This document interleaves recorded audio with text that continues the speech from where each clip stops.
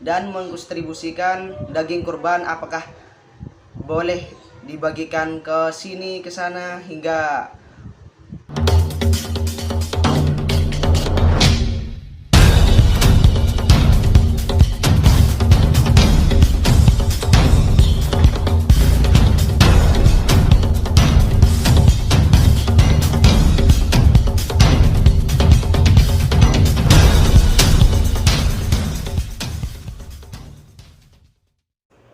kita bahas pertama kali masalah tentang dabihah, menyembelih.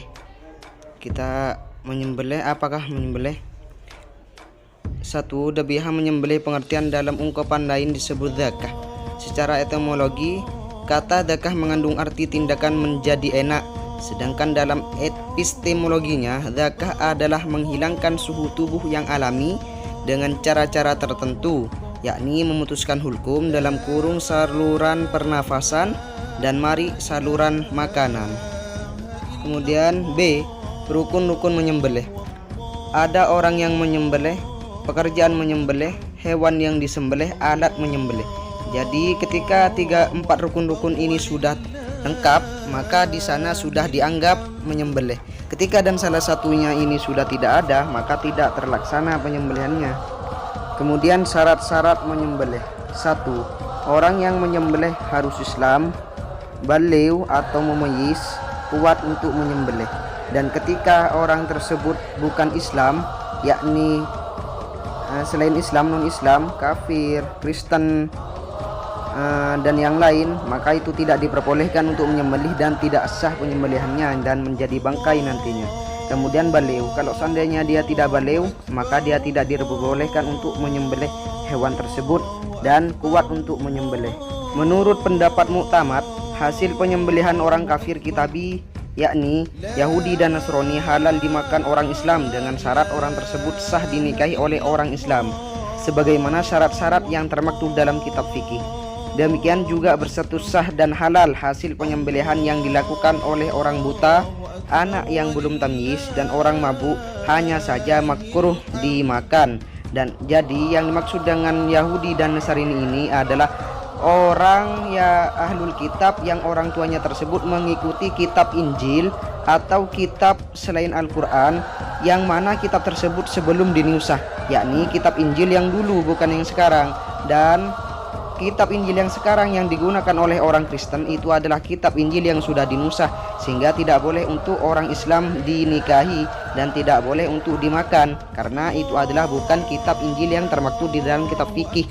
Jadi kitab Injil di sini adalah kitab yang dulu belum dinusah. Bedanya dengan kitab Injil yang sekarang yang dipegang oleh orang Kristen. Jadi tidak diperbolehkan. Dan orang buta, anak kecil itu diperbolehkan untuk menyembelih dan boleh kita makan, akan tapi makruh. Kedua, pekerjaan menyembelih. Menyembelih dalam kondisi normal, menyembelih dalam kondisi darurat, dalam kurung bukan dalam kondisi normal. 3. Menyembelih janin dalam kandungan hewan yang disembelih. Dan ini akan dijelaskan. Menyembelih dalam kondisi normal. Maksud normal di sini adalah hewan yang akan disembelih bisa dikuasai atau ditangkap tangan, bukan hewan liar atau hewan ternak yang lari dan tidak dapat ditangkap.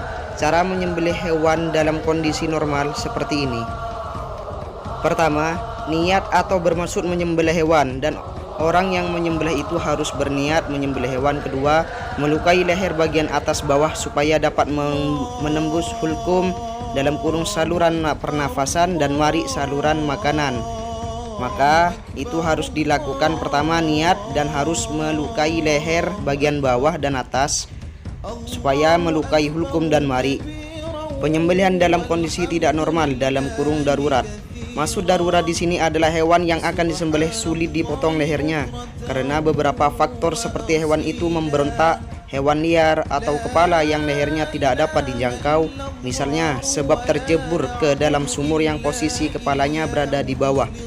Cara sembelih hewan dalam kondisi seperti itu adalah: pertama, niat atau bermaksud menyembelih hewan yang dituju.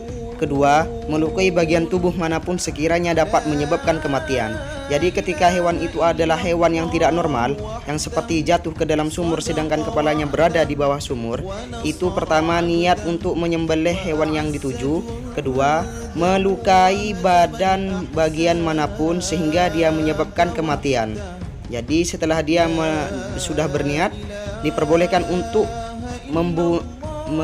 menusuk atau menyembelih hewan manapun sehingga dia terkena kematian. 5. Dua hal yang wajib diperhatikan dalam menyembelih.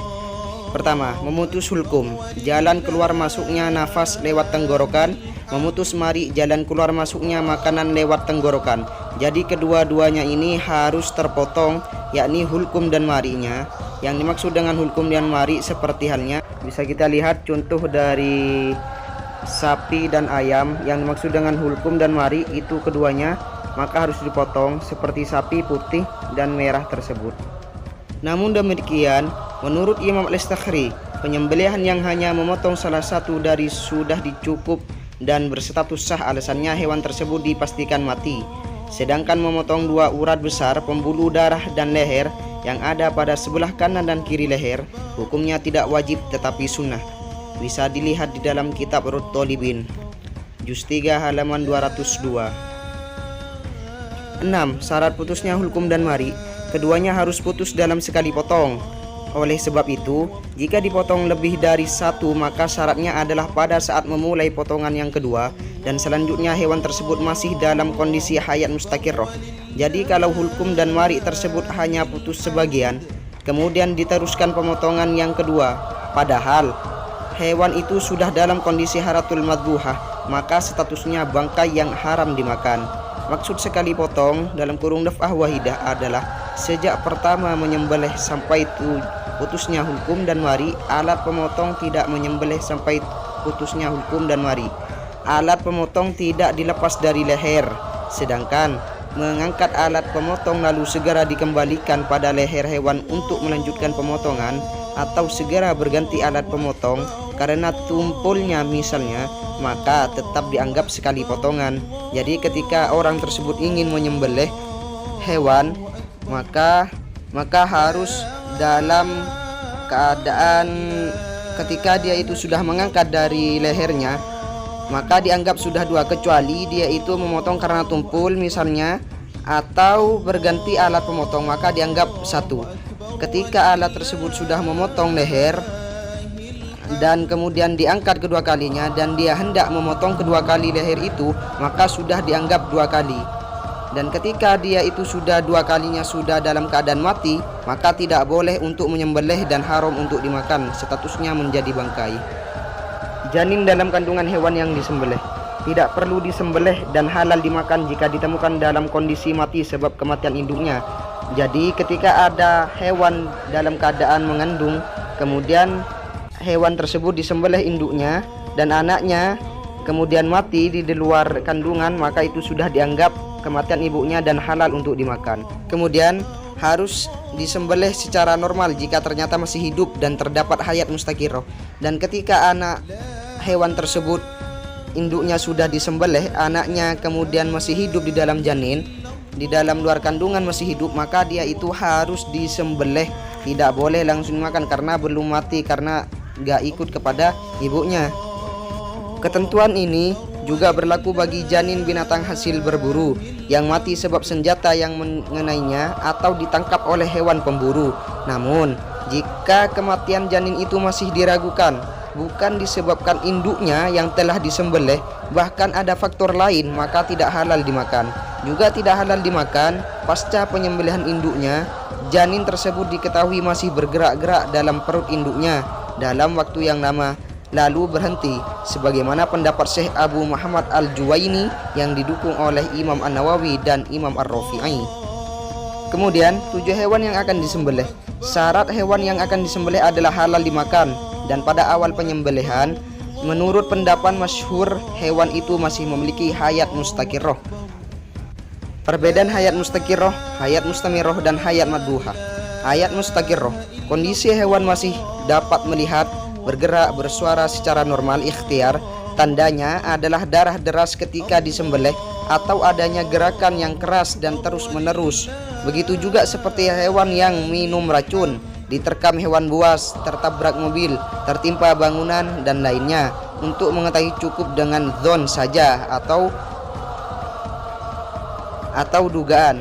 Hayat mustamirroh, kondisi hewan yang masih hidup sampai keluar ruhnya, tandanya masih bernafas. Jadi yang maksud dengan hayat mustamirroh adalah hewan tersebut sudah dalam keadaan keluar ruhnya dan masih bernafas. Kemudian hayat madhuha, kondisi hewan masih bisa melihat, bersuara, dan bergerak tetapi di luar kendalinya. Yang dimaksud dengan hayat madhuha adalah seperti halnya yaitu hewan tersebut akan mati dan masih melihat. Dan hal-hal yang mungkin terjadi saat dan setelah penyembelihan. 1. Setelah disembelih masih hidup, tidak langsung mati, dalam kurung masih hidup beberapa waktu. 2. Setelah disembelih masih hidup dalam keadaan lama dan ternyata baru diketahui bahwa belum putus sulkum dan marinya. Dan kedua ini adalah yang sering terjadi ketika di pesembelihan karena terledornya orang untuk menyembelih, dan ini harus diperhatikan sobat.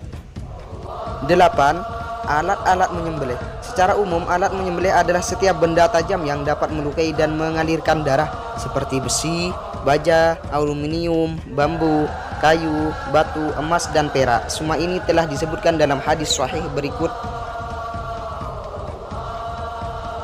Sudah dijelaskan, bisa dilihat di dalam Sahih Muslim Abdul Baqi juz 3. Kemudian D. Sunnah-sunnah dalam menyembelih. 1. Untuk hewan yang mempunyai leher panjang seperti unta, sunnah disembelih leher bagian bawah dan dalam kondisi berdiri seraya kakinya diikat. Itu adalah unta.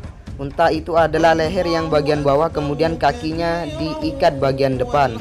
Itu sunnahnya. Kemudian 2. Untuk hewan yang mempunyai leher pendek, sunnah disembelih leher bagian atas seperti sapi, kambing, ayam, dan lain.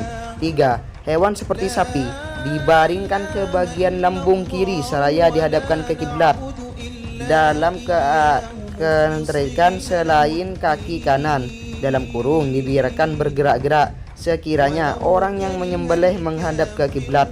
Tangan kanan memegang tanduk dan yang kiri memegang alat-alat sembelih. 4. Alat sembelih yang harus tajam. 5. Hewan yang akan disembelih sekiranya tidak melihat alat disembelihannya. 6. Membaca basmalah. 7. Membaca sholawat dan salam kepada baginda Nabi Muhammad SAW. Berikut sunnah-sunnah tentang menyembelih.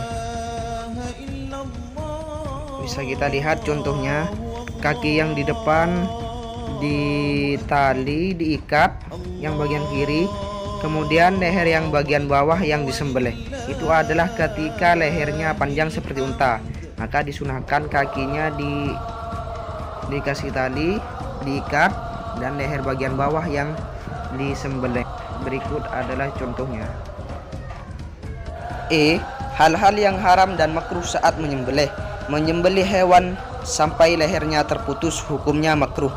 Menurut pendapat muktamad versi Imam Ar-Romli dan Imam As-Ribromlisi, dan haram menurut pendapat yang lain sebab dinilai takdzib dalam kurung menyiksa hewan.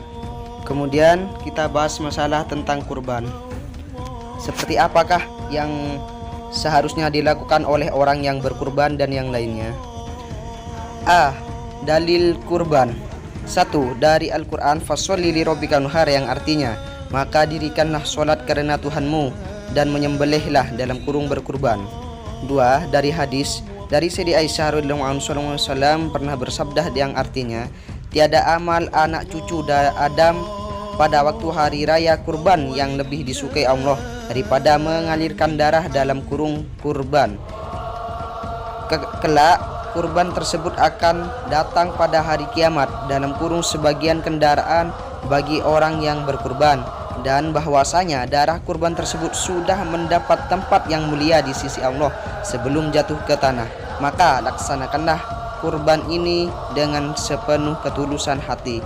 Hadis riwayat Imam At-Tirmidzi. B. Keutamaan kurban.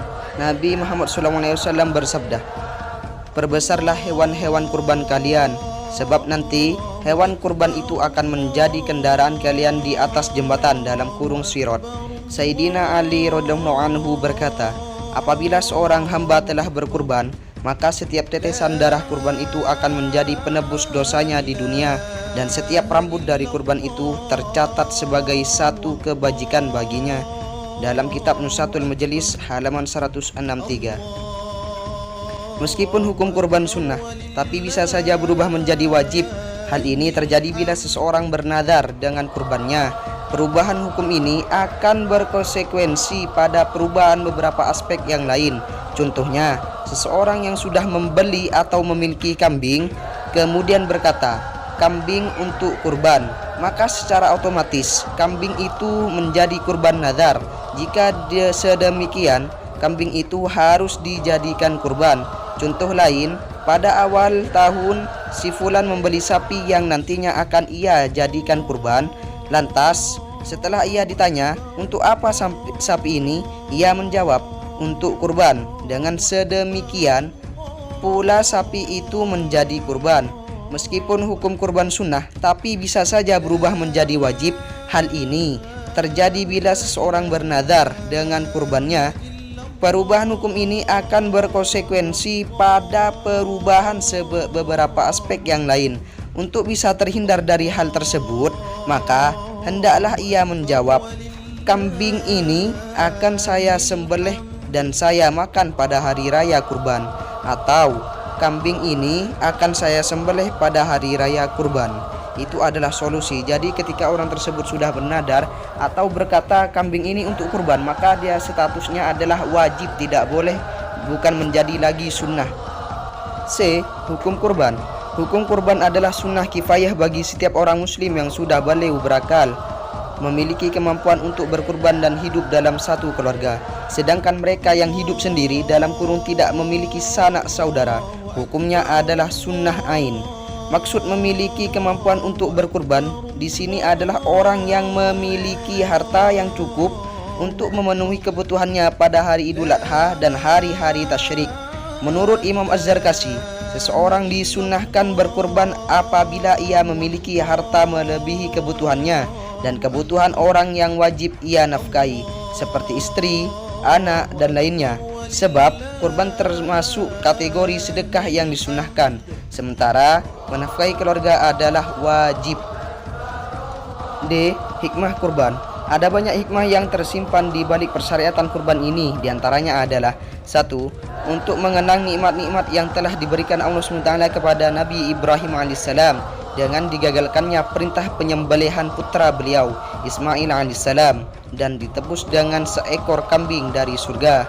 2. Untuk membagi-bagikan rezeki yang telah diberikan Allah SWT pada manusia pada saat hari raya Idul Adha, agar supaya yang miskin juga merasakannya. 3. Untuk menambah pendapatan rezeki bagi orang yang berkurban. Itu adalah hikmah-hikmah dari orang yang berkurban. E. Pelaksanaan kurban. 1. Niat. Niat ini bisa dilakukan pada saat penyembelihan hewan kurban atau pada saat hewan itu diserahkan pada wakil. Wakil yang dikurbankan cukup diniati pada saat penyerahan hewan kurban terhadap wakil. Pada saat penyembelihan kurban, wakil tidak diharuskan niat, tapi disunnahkan. Kalau kurban sunnah, jika kurban wajib seperti nazar, tidak wajib niat berkurban, sebab sekalipun kurban itu tidak diniati, dengan sendirinya sudah menjadi kurban wajib yang sah. 2. Waktu pelaksanaan. Masuknya waktu kurban terhitung sejak terbitnya matahari tanggal 10 Dzulhijjah, kira-kira setelah selesainya 2 rakaat dan 2 khutbah solat Idul Adha, sampai terbenamnya matahari pada akhir hari tasyrik, yakni tanggal 13 Dzulhijjah.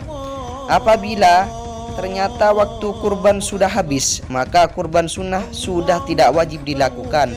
Namun bila kurban itu berstatus wajib atau nazar, maka kurban itu wajib dikodoi pada tahun berikutnya. Demikian pendapat ulama Syafi'iyah. Dalam madhab Hanafiyah, berpendapat kalau kurban nazar atau wajib yang terlambat dari waktu kurban yang telah ditentukan, maka hewan itu harus disedekahkan hidup-hidup atau disedekahkan harga dari hewan kurban tersebut. Jadi ketika waktunya itu adalah mulai dari terbitnya matahari kemudian sampai tanggal 13 terbenamnya matahari. Dan ketika dia itu tidak melaksanakan kurban wajibnya, maka dikodoi tahun yang akan datang. Apabila hewan yang dipersiapkan untuk kurban ternyata cacat atau mati sebelum tiba waktu penyembelihan, maka pemilik tidak wajib mengganti hewan tersebut kalau bukan karena unsur sembrono. Sebaliknya, jika disebabkan kesembronoan, semisal waktu penyembelihan telah tiba tapi tidak disembelih, maka ia harus mengganti hewan kurban itu dengan harga yang sama atau yang lebih mahal dari harga pada hari kematian hewan tersebut. Jadi ketika orang tersebut tidak sembrono, kemudian dia cacat atau mati, maka tidak wajib untuk menggantinya. Kecuali dia itu sembrono sehingga hewan itu cacat atau mati, maka dia harus mengganti hewan kurbannya atau yang lebih mahal dari hewan kurban tersebut. Kriteria hewan kurban. Hewan yang bisa atau sah dibuat kurban hanya tertentu pada unta, sapi, kerbau, dan kambing, baik jantan, betina maupun banci. Hanya saja yang lebih utama adalah hewan jantan, sebab dagingnya lebih baik daripada hewan betina. Selain hewan di atas, maka tidak sah untuk dibuat kurban. Khusus untuk sapi disyaratkan tidak berupa sapi atau kerbau liar, harus sapi atau kerbau peliharaan.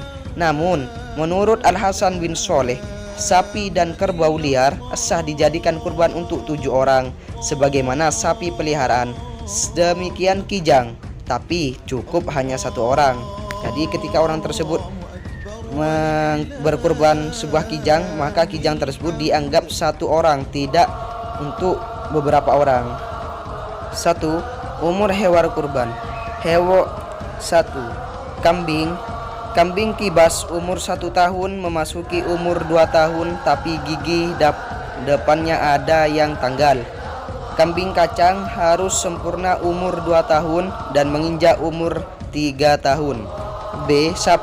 Sapi dan kerbau harus berumur 2 tahun dan menginjak umur 3 tahun. C. Unta sempurna umur 5 tahun memasuki umur 6 tahun. Hewan yang lahir dari keduanya yang sama-sama sah dibuat kurban, maka sah pula dibuat kurban. Penentuan umur dari hewan yang lahir keduanya maka mengikuti hewan yang lebih banyak. Semisal sapi dengan kambing, maka umurnya mengikuti umurnya sapi. Berikut adalah umur hewan-hewan kurban yang boleh untuk dikurban. Ada kambing, ada sapi, kerbau, dan unta. 2. Kondisi fisik hewan. Kondisi hewan kurban harus sehat dan tidak terkena penyakit atau cacat, seperti pincang, buta terlalu kurus, telinga atau ekornya putus, serta selamat dari beberapa macam kecacatan fisik, lebih-lebih kecacatan yang berpengaruh terhadap daging hewan. Ini harus diperhatikan masalah tentang kondisi fisik hewan, sehingga hewan tersebut baik-baik saja. 3. Tinjauan keutamaan kurban. A. Kalau ditinjau dari sisi keberadaan kurban yang ditunjukkan untuk syariat Islam, maka yang lebih utama adalah berkurban unta, sebab dagingnya paling banyak. B. Kalau ditinjau dari sisi kualitas daging, maka yang lebih utama adalah kambing, sebab daging kambing adalah daging yang paling baik. C. Kalau ditinjau dari sisi keutamaan mengalirkan darah kurban, maka berkurban 1 kambing untuk 1 orang lebih utama daripada berkurban 1 unta atau 1 sapi untuk 7 orang. D. Kalau ditinjau dari sisi warna, maka urutan warna hewan yang lebih utama untuk dijadikan kurban adalah bisa berikut. Urutan warna hewan kurban bisa kita lihat. Pertama adalah ada putih, yang kedua kuning, yang ketiga putih agak usang dalam kurung seperti debu, 4 merah, 5 hitam campur putih, 6 hitam. Itu adalah urutan-urutan hewan yang bagus untuk dibuat kurban. Pertama adalah putih hingga ke hitam. Hendaknya seseorang yang berkurban lebih mempertimbangkan kebaikan hewan dari sisi fisik atau dagingnya daripada segi warnanya. Jadi yang lebih diutamakan adalah masalah tentang daging dan fisiknya daripada warnanya, karena warna tersebut tidak terpengaruh, akan tapi cuman urutan yang lebih utama saja, sobat.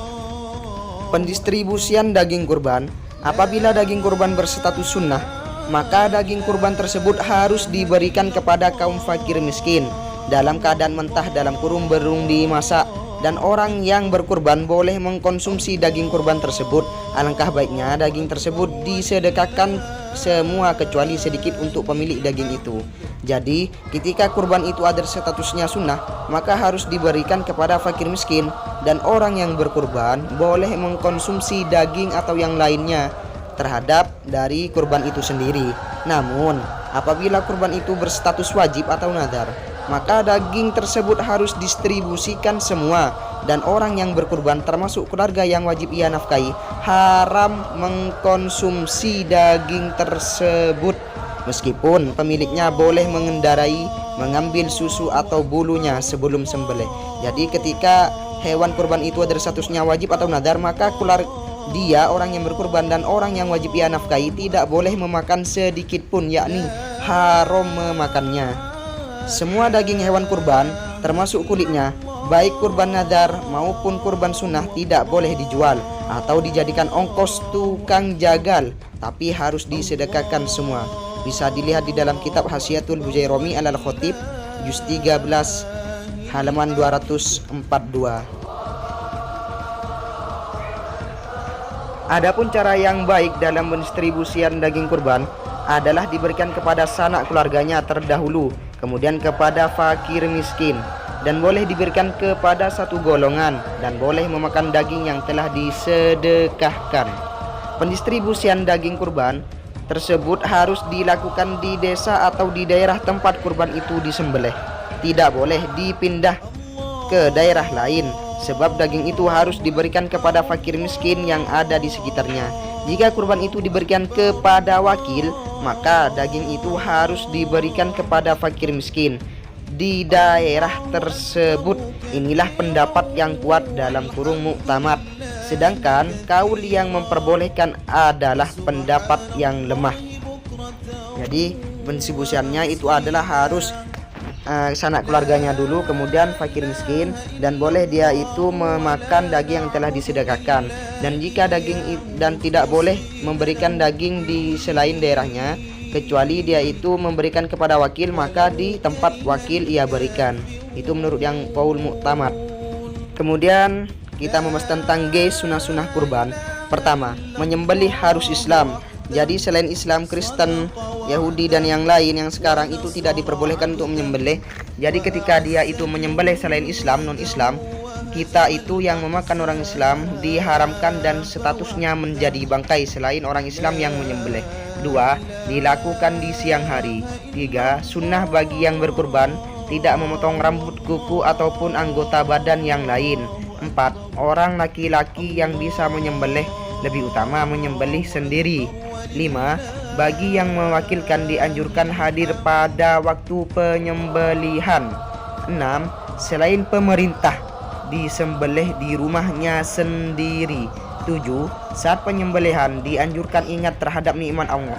8. Menyembelih disunahkan membaca doa berikut: Allahumma hadza minkah wa ilaika fataktulu minni kama min sayyidina Muhammad wa Ibrahim. Terima kasih telah menonton video kami masalah tentang kurban. Semoga ilmu ini bermanfaat, barokah, dan bisa dilaksanakan. Dan yang tidak bisa berkurban, semoga oleh Allah dibisakan untuk berkurban dan bisa memberikan sedekah kepada orang yang tidak mampu. Dan kita yang tidak mampu, semoga oleh Allah disabarkan dan bisa untuk berkurban di tahun yang akan datang. Amin ya rabbal alamin. Assalamualaikum warahmatullahi wabarakatuh.